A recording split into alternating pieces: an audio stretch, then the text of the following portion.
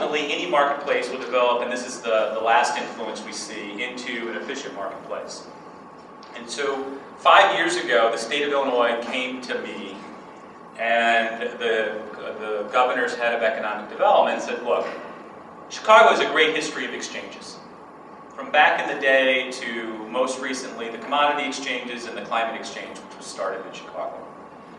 And we understand and get that intellectual property is the next big thing. And there's no doubt that there will be an efficient, public, traded exchange for intellectual property rights. We don't know when that's going to be, but it's not debatable that it's coming. And we want it to be in Chicago. So will you build it? And so they gave a grant to start the process, and that process has now led through several iterations to the Intellectual Property Exchange International, which is an entity that exists in Chicago.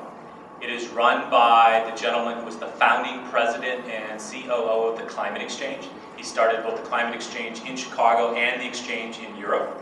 And it is funded in a joint venture partnership with a number of partners that include the Chicago Board Options Exchange, or CBOE. Because the view is not only will this market develop as a primary market, but will become a derivatives and an option market very soon. In the instrument that is the first to be launched, and just to give you a little progress, since this effort was announced today, there are 27 or 30 founding members of IPXI. From a corporate level, they include Ford, they include Sony, they include Philips out of the Netherlands. From a university level, they include a number of universities in the US, including Northwestern, Notre Dame, the University of California, the entire system, etc. And a number of federal research labs. So there's a great initial momentum. The exchange has published its rule book. It has accepted the first submissions of offerings, and it's expected that the exchange will begin roadshows in the next few months. So what are they going to put on this IP exchange? The first thing they're going to put is what's called a unit license right. So imagine taking a patent portfolio and taking it public, so to speak, the equivalent of an IPO.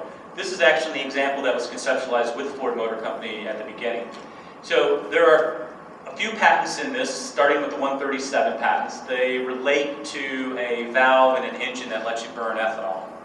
And what, in this example, Ford as the patent holder would do is they would call an investment banker and an IP advisor.